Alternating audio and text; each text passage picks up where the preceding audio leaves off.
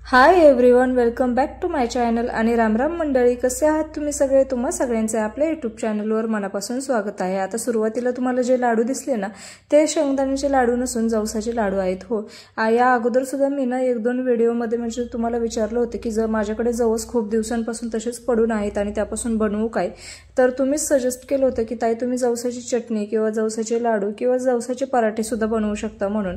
आता जवसाची चटणी हा प्रकार बऱ्यापैकी सगळ्यांनाच माहिती असतो, तसं मला सुद्धा माहिती होता आणि मी खूप वेळा चटणी बनवली होती.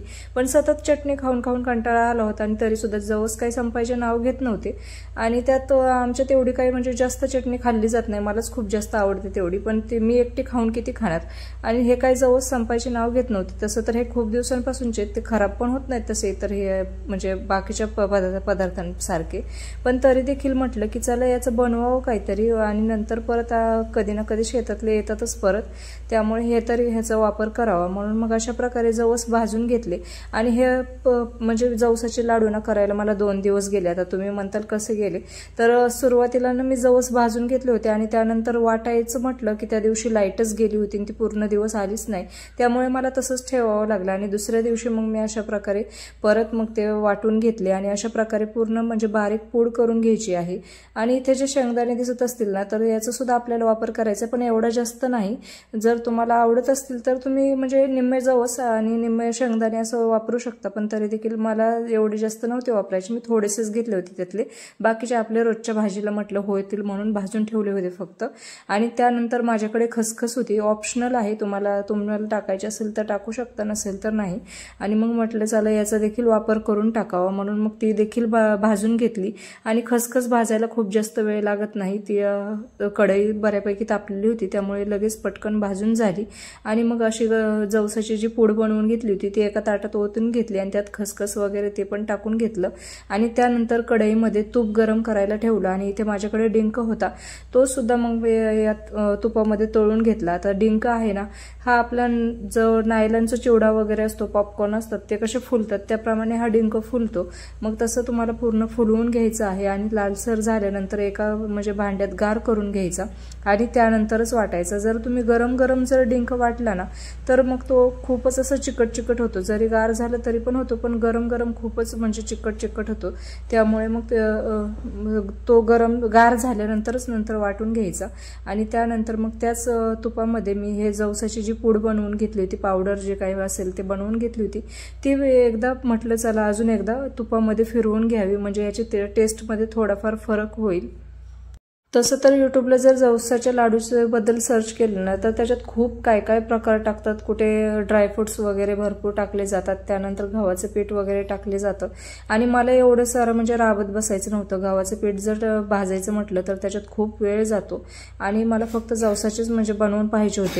आणि याच्यामध्ये मी काही शेंगदाणे टाकते, ज्याप्रमाणे आपण चिक्कीला असे शेंगदाणे म्हणजे अर्धे फोडून टाकतो ना, त्याचप्रमाणे मग असे करायचे किंवा जाडसर थोडासा कूट करून घ्यायचा, ज्यामुळे ना जेव्हा दाताखाली शेंगदाणे असे येतील ना तेव्हा खूप छान लागतात. ड्रायफ्रुट्स प्रमाणे चव देते, उलट ड्रायफ्रुट्सपेक्षा सुद्धा भारी असतील असं माझं म्हणणं आहे आणि मला तर असेच आवडतात. तुम्ही याऐवजी शेंगदाण्याचा कूट सुद्धा करून टाकू शकता, परंतु काहींना ना फक्त जवसाचे आवडणार नाहीत किंवा मग म्हणजे ज्याप्रमाणे आपण चटणी करतो ना तेव्हा जवसाची चटणी खूप छान लागते आणि काहींना वाटेल की मग जवसाचे लाडू सुद्धा छान लागतात, पण तसं नसतं. जवसाच्या लाडूची थोडीशी टेस्ट जरा कडवट येते आणि त्यात तुम्ही जर म्हणजे चुकीचं जर भाजलं ना, जास्त वेळ जर जवस भाजली तर लाडू कडू लागू शकतात. म्हणजे ज्याप्रमाणे आपण तिळाचे लाडू करतो ना त्यावेळेस कसं तीळ हलकसं भाजतो आणि जर तीळ जास्त भाजले गेले तर ते कडवट होतात, त्याप्रमाणे जवस सुद्धा तुम्हाला हलकसं भाजून घ्यायचंय. आणि तेवढं झाल्यानंतर कढईत तेल किंवा तूप देखील तुम्ही टाकू शकता आणि ते सर्व म्हणजे पसरून घ्यायचं कढईमध्ये. आणि त्यानंतर त्याच्यामध्ये चिरलेला गूळ टाकायचा आणि तो वितळून घ्यायचा.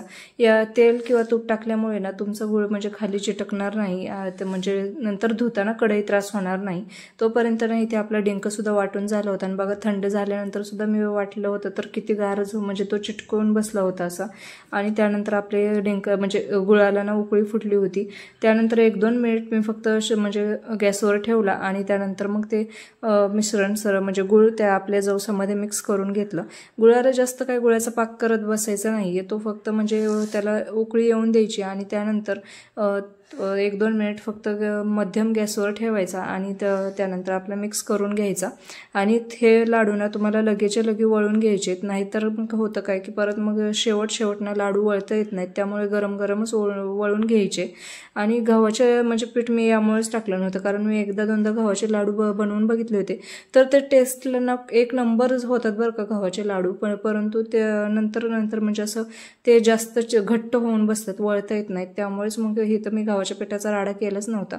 पटपट असे म्हटलं लाडू हे जवसाचेच वळून बघावं, आणि खरंच जवसाचे लाडू वळायला सुद्धा ना खूप जास्त म्हणजे टफ जातात जर अशा प्रकारे पाक वगैरे करून टाकायचं म्हटलं तर। त्याऐवजी ना तुम्ही मग आपले शेंगदाण्याचे लाडू कसे करतो आपण, डायरेक्ट मिक्सरला वाटून घेतो गुळ आणि शेंगदाणे, त्याचप्रमाणे जवसाचे देखील करू शकता, पण मला जरा थोडं म्हणजे वेगळी पद्धत ट्राय करायची होती।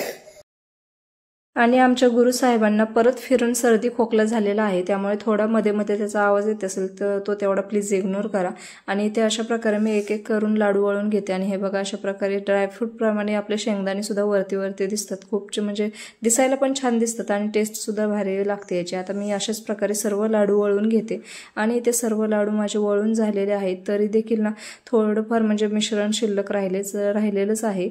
आणि हे बघा म्हणजे दिसायला ते एकदम शेंगदाण्याच्या लाडू प्रमाणे दिसतात, थोडेसं म्हणजे जरा काळसर असा कलर येतो त्याचा। आणि तो सर्व अशा प्रकारे मी लाडू वळून घेतले, आणि पटपट तुम्हाला लाडू वळून घ्यायचे, नाहीतर मग अशा प्रकारे ना शेवट लाडू वळताच येत नाहीत। आता इथे मी थोडेसे म्हणजे राहिलेच होते माझे, म्हटलं जाऊ दे आता हे आपलं असंच चमच्याने खाता येईल, आणि सर्व लाडू मी